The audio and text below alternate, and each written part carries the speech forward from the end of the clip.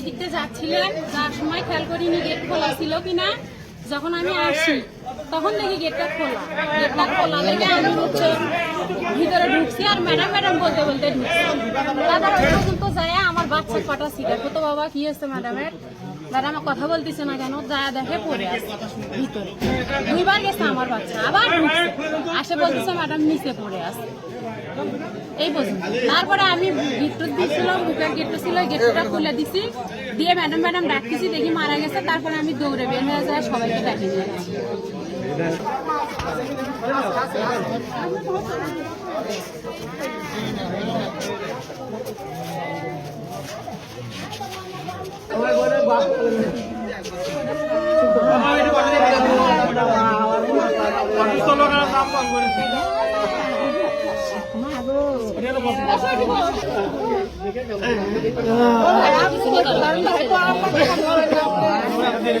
আমার মাফ করবেন না,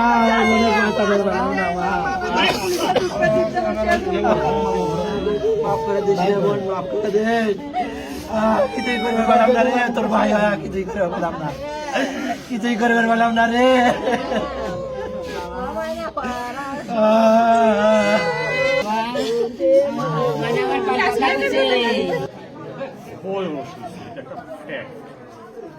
বয়সটাকে কিছুতেই ইগনোর করা যাবে আরে ভাই রে, এটা তো